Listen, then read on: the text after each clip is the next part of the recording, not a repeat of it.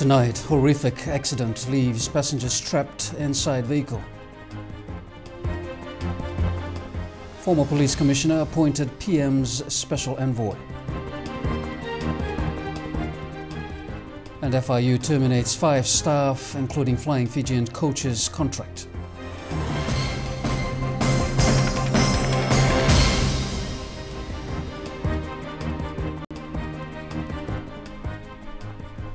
Very good evening. It was a miraculous escape for several passengers today who were involved in a horrific accident in Suva Shalima Street. As a result, 3 passengers were trapped inside a taxi. Quick action from the National Fire Authority managed to save all 3 lives, as our reporter Andreu Bukelangi explains. This was the horrific scene of the accident here at Shalima Street in the capital. At around midday, the road construction vehicle collided with the taxi, which later on bumped to other taxi. Our cameras arrived on the scene just as it happened. There were 5 passengers in one of the taxi. 3 of these passengers were trapped inside the taxi, while other 2 were taken to the CWM hospital. Firefighters soon arrived on the scene and helped rescue the trapped passengers. They had to tear apart the vehicle to take out the passengers. According to an eyewitness, the incident took place after the road construction vehicle failed to stop at the junction of Shalima Street. We were sitting under a mango tree close to my house. We saw this vehicle coming down the road and U-turn in the middle of the road, and it failed to stop, colliding with a taxi which was carrying 5 passengers. Bulletin Turanga says those residents living close to the scene of the accident had to assist with the rescue. The impact of the accident saw this vehicle lying on top of the taxi. Luckily, we managed to push it aside to save the lives of the passengers. The 5 passengers are currently admitted at the CWM hospital as investigation continues. Andreu Bukelangi, Fiji One News. Meanwhile, police confirm they are still trying to establish the cause of the incident. The driver of the construction vehicle is expected to be questioned soon. The Anglican Church is tonight mourning the loss of a young church member who died in New Zealand last night. Deepika Kumar was found at the bottom of a Hamilton motel swimming pool. According to New Zealand media reports, the 18-year-old was pulled from the pool after being found unresponsive for 20 minutes. The teenager was attending the Parachute Christian Music Festival with church members from the Anglican Church. The story is that they came back from the festival, and then the people that she was with, Reverend of the church and her husband, they were swimming in the pool, and they left to go and do some work, and she was left alone at the pool. So when she returned about 15 to 20 minutes, she had drowned. She was sinking to the bottom of the pool. And so from what we heard from the source, which is the Reverend and the husband, she was pulled out of the bottom of the pool, and CPR was conducted. The medics arrived. They managed to revive her. They had a pulse, and then they rushed her to the hospital.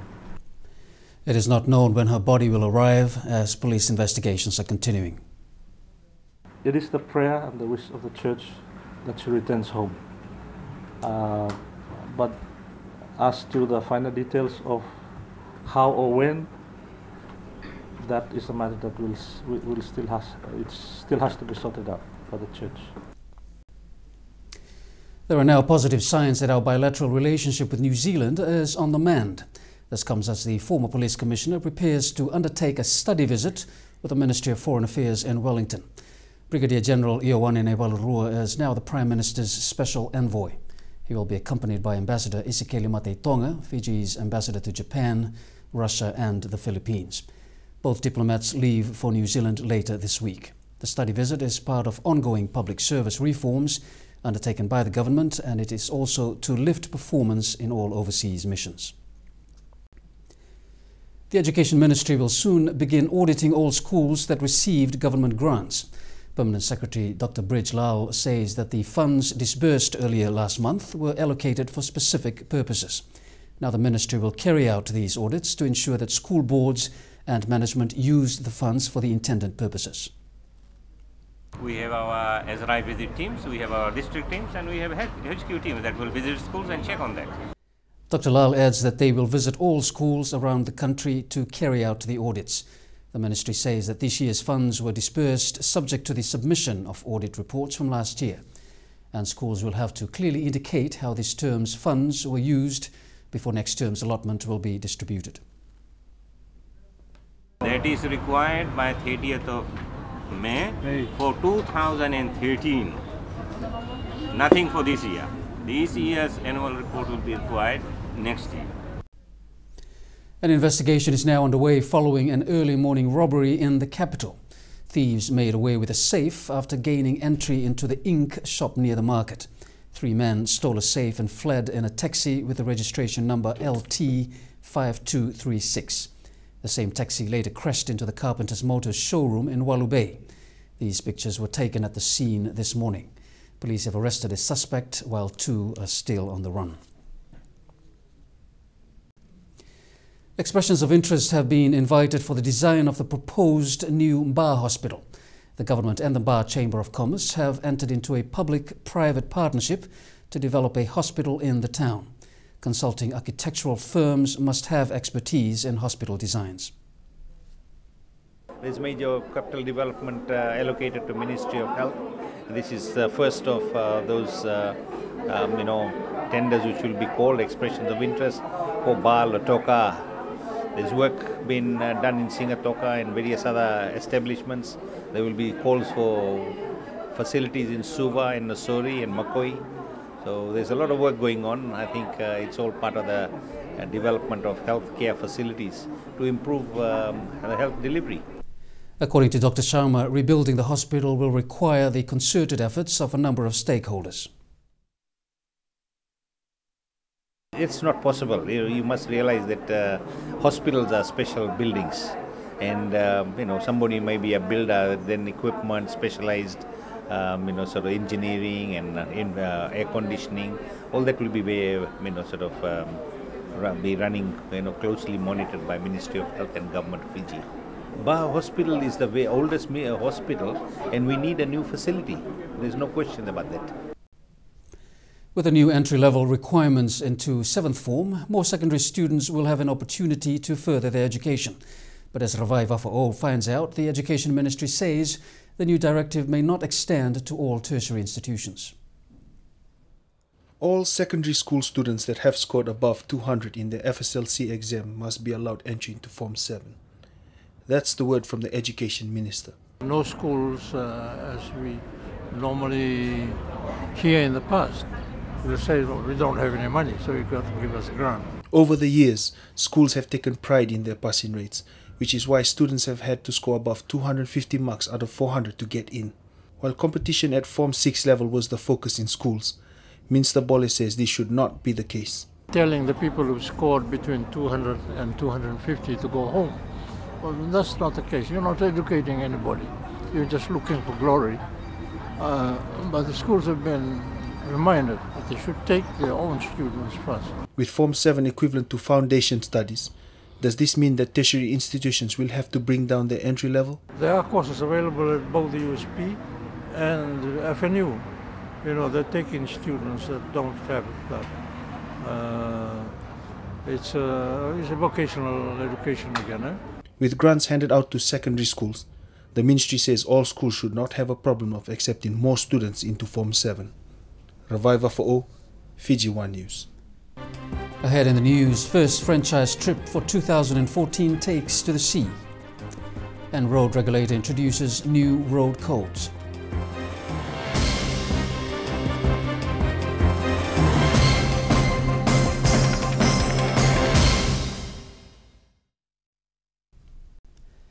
Hello again. The first government vessel to make a trip to the Upper Lao Group left the capital today.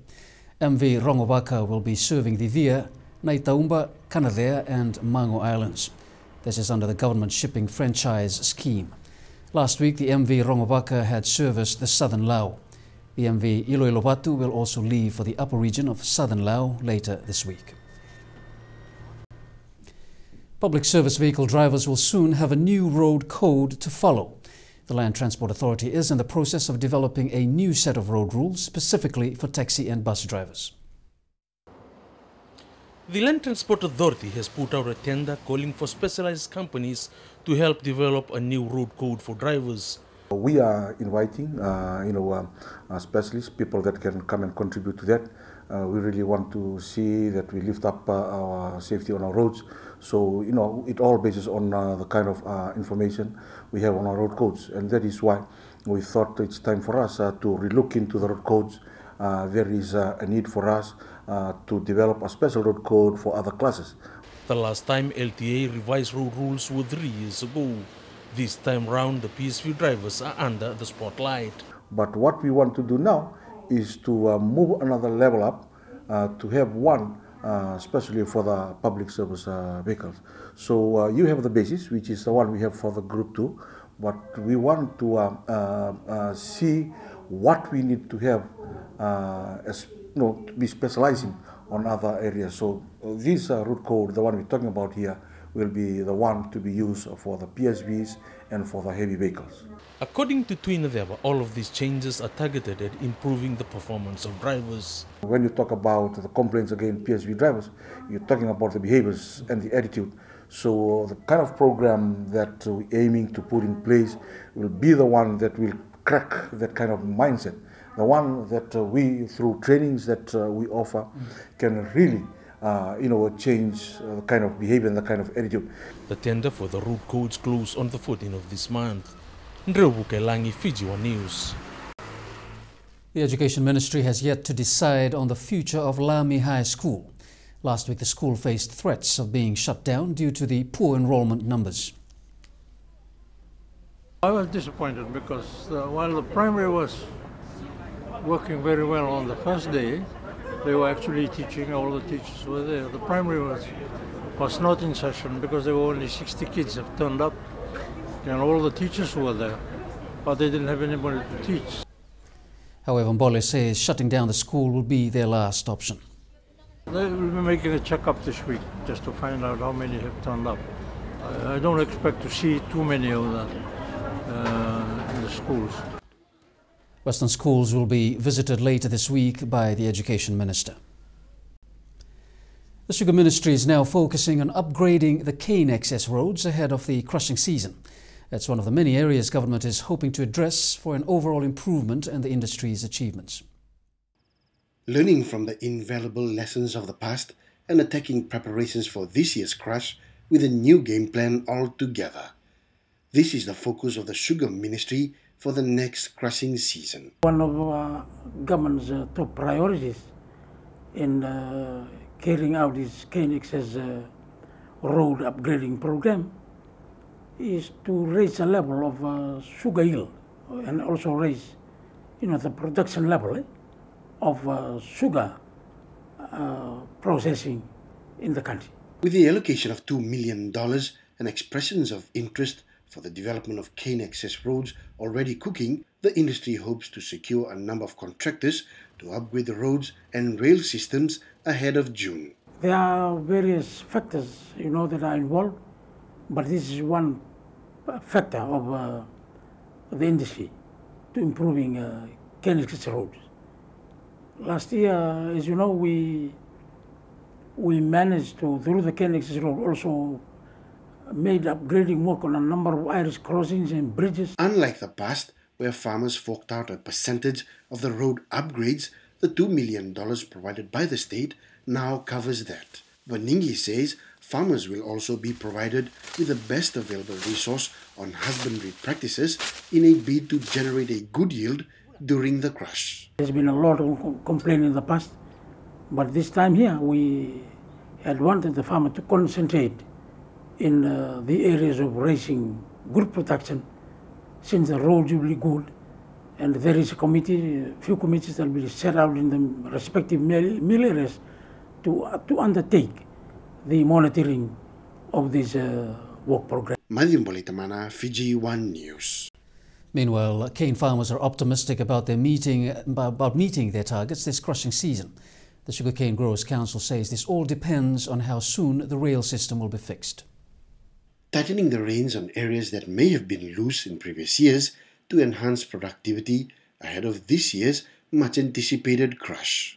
Timely delivery to the mills and to ensure that minimum stoppage to the mill during the crushing season. Apart from the repairs of our cane access roads, Chetty says, from the farmer's perspective, the fixing of our rail systems will bolster the fast tracking of fresh cane to the mills. Improvement in our rail transportation system, particularly this year, to ensure that more cane is carted to the mills via the rail system. Introduction of more mechanical harvesters. While the industry and its leaders have been working hard at preparing the best platform for the crush this season, the word from the farmers is striving to reach their set targets and its projected yield this season. The current favorable weather conditions prevailing, we expect our crop to be in excess of 2 million tons this year, which is in line with the industry strategic action plan. And as we move forward, we look forward to increasing our production further.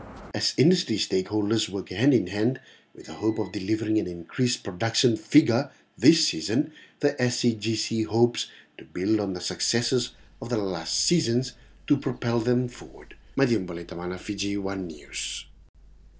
The free textbook scheme continues this year as the Education Ministry launched the new book titles today. Around 55 different textbook titles have been printed for both primary and secondary schools at a cost of just under $1 million. These are specifically for students in classes 1 to 4 and Form 3 students. These books are launched today so that they can be distributed and disbursed to schools after this launch. These books are also being printed to support the National Curriculum Framework, which had been deferred because of lack of support on resources and textbooks. Other programs launched today included the Corporate Plan, Business Plan and Education Roadshow. The Education Roadshow will assist the public to understand the role of the ministry. It is an ambitious program and is aimed at informing the general public, as I said before, on the questions of accessibility, of the affordability and the equity of and in education. These questions have become extremely important and of very high profile because of the advent of free education introduced for the first time in Fiji by the Bainimarama government this year. The Health Ministry is now working in collaboration with the Seoul National University on a technology transfer program to curb soil-transmitted helminth infections. This involves the high incidence of gutworms, parasites such as hookworms. In 2009, we know that we have introduced or actively followed up lymphatic filariasis, the organism which causes elephantiasis. So, as part of the treatment, we give worm treatment. Some of those tablets in it clears the gut of these worms also, whilst they're acting for the lymphatic, parasite. In addition, the ministry has also started a national iron and mineral supplement program in children to lessen their chances of becoming anemic. So that is the thing, when they draw quite a lot of blood from people, these people here get anemic, the ones that are highly infested. So if you're a small child, then it has a bigger impact on you compared to a bigger, an adult who is able to eat more. But the child who's just given this much amount, and then if you're in a poverty-stricken community, within our community or within other communities, then the impact is really big and the burden is really huge. And then if you're a kid, the development milestones they probably will not be able to achieve it. We have the latest from around the region up next. Stay with us.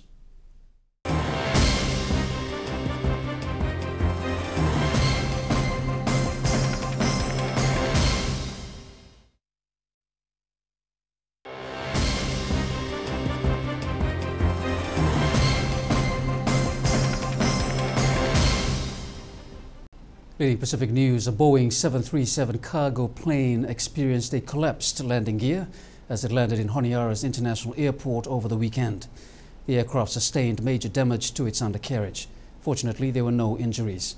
The aircraft had only a 3-member crew on board at the time. Investigations are now underway. The French President Francois Hollande plans to visit Wallis and Futuna later this year. According to Radio New Zealand, this was confirmed by Hollande during a televised interview for viewers in French overseas territories. Hollande also confirmed that he would also visit New Caledonia in November, when he is due to attend the G20 summit in Australia. One of his key priorities for overseas territories will be to lower the cost of living, which has in recent years prompted protests in places like New Caledonia. Now remember, you can view tonight's Fiji One News Bulletin on our website, www.fijione.tv. You can also watch previous news bulletins as well as our current affairs, business and sports shows. You can now also get news headlines directly to your mobile phones, and to subscribe just text SUB space FTV News to 777 and you can get your news and sports headlines via SMS. If you sign up today, you can enjoy a free subscription up until the end of this month. From next month, charges will apply. You can view our terms and conditions on our website.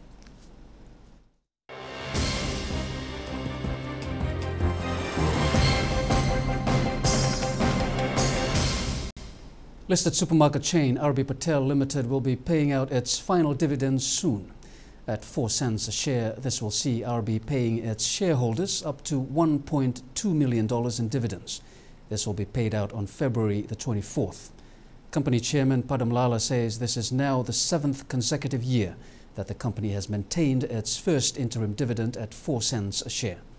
RB's sales revenue is also up 4.5% from last year to close at just over $53 million. Net profit after tax just under $2.6 million.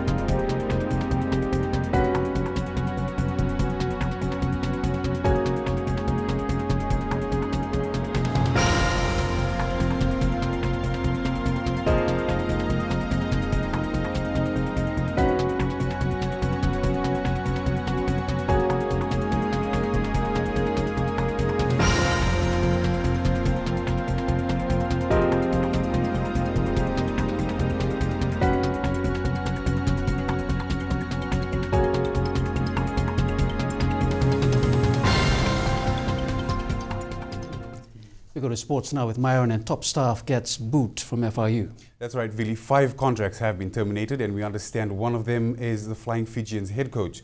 That's coming up. Also in sports tonight, Fiji gets bowl in USA Sevens.